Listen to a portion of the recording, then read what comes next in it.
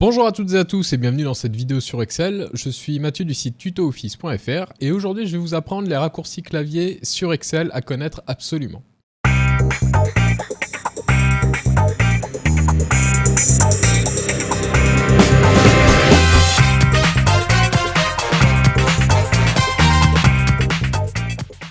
Alors dans cette vidéo, on va pas voir des raccourcis clavier spécialement compliqués ni difficiles à apprendre, mais c'est des raccourcis clavier que je pense qu'il faut connaître sur Excel, qu'il faut s'obliger à utiliser parce que petit à petit, vous allez vous rendre compte qu'en les utilisant, c'est vraiment pratique, ça vous fait gagner du temps et en fait, vous allez même plus vous rendre compte que vous les utilisez. Et donc, il faut comme ça se forcer un petit peu au début à les utiliser pour après gagner du temps naturellement. Donc pour ça, on va regarder le clavier. Alors, j'ai fait 5 catégories de raccourcis. Vous verrez que c'est assez simple. C'est plus ou moins des combinaisons à chaque fois des touches. Donc, la première chose à faire, c'est pour se déplacer. Donc, pour se déplacer, vous savez très bien qu'avec les flèches, je peux aller de cellule en cellule sans problème. Donc, vers le bas, je vais vers le bas. Vers la droite, je vais vers la droite. Ça, je vais pouvoir le combiner avec la touche CTRL, donc qui est en bas à gauche. Je vais rester appuyé dessus. Et si je fais vers la droite, en fait, Excel va aller jusqu'à la dernière cellule, juste avant une cellule qui est vide. Et ça paraît pas, mais c'est très pratique pour aller, par exemple, à la fin de mon tableau, si je vais vers le bas, et vers la droite, vers la fin droite de mon tableau. Bon, ça paraît pas, c'est très pratique. Le deuxième, c'est donc avec page up, page down, qui sont donc pour se balader sur une page, que vous avez à cet endroit-là sur votre clavier. Si je fais CTRL et page down, je vais avancer d'un onglet. Vous voyez en bas que j'avance. Et vers le haut, je vais retourner dans les onglets. Donc ça permet, pareil, de se déplacer assez rapidement entre les onglets. C'est un peu moins... on l'utilise un peu moins souvent, mais c'est toujours bon de le savoir. Et enfin, on a les touches début-fin juste à côté. Donc ça, c'est pareil. Si je reste appuyé sur CTRL, je fais fin et je vais aller à la fin de mon tableau, donc la dernière cellule dans laquelle il y a du contenu ou de la mise en forme. Et si je fais début, je retourne au début de mon tableau. Donc ça, c'est pour se déplacer et vous allez voir, donc on va faire l'onglet suivant avec page down. On va s'intéresser à la catégorie sélectionnée. Pour sélectionner, on va justement utiliser des combinaisons de déplacement avec la touche Shift. La touche Shift, elle va nous permettre de sélectionner. Donc si je reste appuyé sur Shift, que je fais flèche droite, vous voyez que je cellule les cellules une par une. Je les sélectionne une par une. Si je vais vers le bas, pareil, j'avance d'une ligne. Ça, on va pouvoir le combiner. Donc je vais faire Shift, CTRL. Si je vais vers la droite, ça va me sélectionner toute ma ligne jusqu'à ce qu'on arrive à une cellule vide. Si je vais vers le bas, pareil. Et je peux aller vers la droite et j'aurai sélectionné tout mon tableau en 2 clics. On va pouvoir combiner ça également avec le fin, donc Shift, CTRL et je fais fin et j'aurai sélectionné tout mon tableau. Et si je me mets à la fin de mon tableau, Shift, CTRL, je fais début et on a sélectionné tout le tableau en partant d'en bas. Alors ensuite, un raccourci que vous connaissez peut-être, c'est CTRL A. CTRL A, sur Windows en général, ça permet de tout sélectionner. Sur Excel, c'est un tout petit peu différent puisqu'on a 2 étapes. Quand je fais CTRL A une première fois, il va sélectionner, vous voyez, le tableau qu'il a estimé correspondre à la cellule sur laquelle vous étiez. Donc si je me mets ici et que je fais CTRL A, il va sélectionner tout ce tableau-là.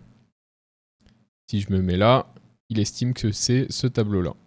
Bon, mais maintenant, si je veux vraiment tout sélectionner, il va donc falloir que je fasse CTRL A une première fois, et je refais CTRL A, et là, il m'a tout sélectionné, les cellules, les colonnes. Vous voyez que là, tout est vert, alors que quand je suis comme ça, ça n'est pas vert. En le faisant 2 fois, il m'a vraiment sélectionné toutes mes cellules. Bon, ça, c'est pas forcément pratique, mais par contre, c'est pratique de savoir que l'on peut sélectionner un tableau avec CTRL A. On va s'intéresser maintenant à la 3e catégorie qui est la modification. Alors, la première chose, c'est F2. F2, ça va vous permettre de modifier une cellule. Donc là, si ma cellule est vide et que j'écris 120, il n'y a pas de problème. Si je veux modifier ce 120, je ne peux pas écrire 121. Ça va effacer le contenu et ça va le remplacer. Si je veux changer le 1 à la fin, je vais pouvoir faire F2. Et en fait, je suis en train du coup de modifier ma cellule. Donc je peux faire effacer et je valide. Bon, ça, c'est pareil, c'est très pratique. C'est bien de le savoir. Même si ça ne paraît pas très utile, ça vous évite d'utiliser la souris si vous avez les mains sur le clavier. Donc si par exemple j'ai somme, hop, je vais utiliser justement les combinaisons qu'on vient de voir. Donc je reste appuyé sur Shift, Ctrl et les flèches pour sélectionner toutes mes cellules. Je valide. Et là, je me suis rendu compte qu'en fait, non, ce que je voudrais, c'est que ça aille jusqu'à M. Et ben j'ai fait F2, je me mets là où je veux, j'efface et je valide. Alors ça, c'était pour la modification. Et pour valider les données, vous savez qu'en général, on fait 120 et on fait Entrée pour valider. Bah, en fait, on a deux possibilités. On peut aussi faire avec Tab. Donc, si je fais 1 et que je fais Tab, vous voyez que ma cellule est partie sur la droite. Et si je fais 1 et Entrée, ma cellule est partie en bas. Ça paraît être un détail, mais si vous remplissez un tableau, c'est très pratique. Pourquoi? Parce que si je fais 1, Tab, 2, Tab, 3, Tab, 4, Tab, et là, j'ai fini ma ligne, je veux retourner en dessous du 1, bah, je vais faire Entrée. Et Excel a compris que ça, cette partie-là, c'était ma ligne. Et donc, en faisant Entrée, il m'a ramené au début, juste en dessous du 1. Alors que si je m'étais mis là et que je faisais Entrée, il me met juste en dessous. Mais comme juste avant, j'ai rentré des données en faisant Tab, il a compris que ma ligne, elle commençait ici. Et donc, c'est plus pratique de me renvoyer directement ici. Bon, ça, c'est pareil, c'est un détail, mais c'est toujours bon de le savoir. Enfin, dernière combinaison, si je veux modifier plusieurs cellules d'un coup, par exemple, ici, je veux qu'il y ait des 10 partout, je vais les sélectionner, j'écris mon 10, et je vais faire CTRL Entrée pour valider toutes les cellules, et j'aurai donc mes 10 partout. Voilà pour les modifications. Et maintenant, un raccourci que vous connaissez sûrement, c'est la combinaison copier, coller, couper. Donc, les trois touches ici, X, C, V. Alors, comment se rappeler? C'est assez simple. Ce qu'on utilise le plus, c'est le copier-coller. On a le C de copier. Pour que ce soit pratique, juste à côté, on a le V de coller. Donc, on va copier-coller. Et qu'est-ce qui est proche de C? C'est le X, donc qui va faire la même action que copier, mais qui va aussi effacer les données. Donc ça, c'est pareil, c'est vraiment trois touches que vous utilisez partout, pas uniquement sur Excel. Si vous ne les connaissez pas, apprenez-les. Donc qu'est-ce que ça va faire? Eh bien, je vais sélectionner tout ça avec les combinaisons qu'on a vues. Je fais CTRL-C pour copier. CTRL-V va me permettre de coller les cellules et je vais pouvoir recommencer si je veux. Et si je fais CTRL-X et que je veux coller, ici on voit qu'il a enlevé les données et la mise en forme. Et enfin, on va voir comment s'améliorer pour apprendre les actions que l'on fait souvent et apprendre les contrôles qui vont avec ça. C'est pas vraiment ici quelque chose à retenir, c'est plus comprendre comment fonctionnent en général les raccourcis clavier. Là, en fait, vous avez déjà en main tous les raccourcis clavier qui vont vous servir vraiment sur Excel. On a cependant deux possibilités, on a la touche Alt et la touche Contrôle. La touche Alt, en fait, elle va vous permettre de sélectionner une action. Vous allez voir que quand j'appuie sur Alt, tout en haut, là, il me met des lettres. Et bien en fait, c'est le raccourci qui correspond à chaque action. Donc, quand j'ai fait Alt, il me dit que si je fais S, c'est l'insertion. Je fais S. Et ensuite, j'ai les raccourcis pour absolument toutes les actions. Donc, si je veux faire une zone de texte, je vais faire D. Et voilà, j'ai ma zone de texte. Donc, si très régulièrement j'insère une zone de texte, je vais pouvoir me rappeler que c'est Alt, S, puis D. Et hop, j'aurai une nouvelle zone de texte. Donc là, je ne vous demande pas d'apprendre le raccourci Alt-SD, mais de savoir que s'il y a une action que vous faites très régulièrement, essayez de commencer à apprendre les raccourcis qui correspondent à ça pour gagner du temps tout simplement. Enfin, dernière touche, c'est CTRL. Alors, on va faire justement un copier-coller. Coller. Vous voyez qu'ici, il y a cette petite cellule, cette petite fenêtre qui s'affiche. Pour la dérouler, en fait, on va pouvoir faire CTRL.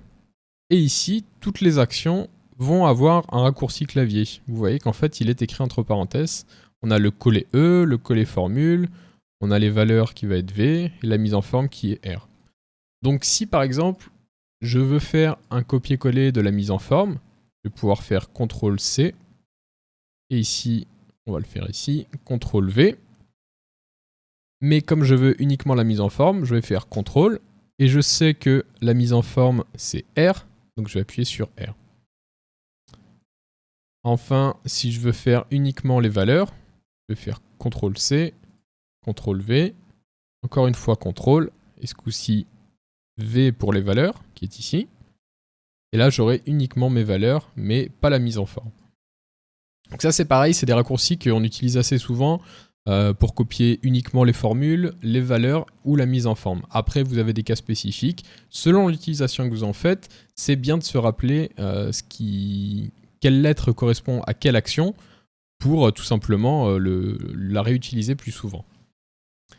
Enfin, dernière petite chose, toujours avec CTRL, si je sélectionne plusieurs cellules, vous voyez qu'il y a encore une fenêtre qui s'affiche. Quand je fais CTRL, il va me proposer des actions assez rapides. Donc ça c'est pareil, si vous cliquez dessus, ça le fait. Mais si vous vous rappelez qu'en faisant CTRL vous l'avez, vous allez gagner un petit peu de temps à chaque fois. Voilà, vous connaissez maintenant tous les raccourcis clavier à connaître. J'ai essayé de vous donner une explication assez claire de ce à quoi ils servaient et surtout l'intérêt que ça pouvait avoir dans votre utilisation de tous les jours. Vous allez retrouver dans la description la petite fiche qui vous résume tout ça. Donc si vous voulez les apprendre, bah, vous l'imprimez ou vous la mettez en fond d'écran et vous commencez à mémoriser ce que je vous ai appris. Et commencez, forcez-vous à les utiliser, vous verrez que très rapidement vous allez gagner du temps, il y a des choses que vous allez faire plus facilement et d'autres choses plus rapidement. Donc forcez-vous vraiment, si vous n'utilisez pas du tout les raccourcis clavier, forcez-vous à les utiliser. En tout cas, c'est tout pour cette vidéo et je vous dis à la semaine prochaine pour une nouvelle vidéo.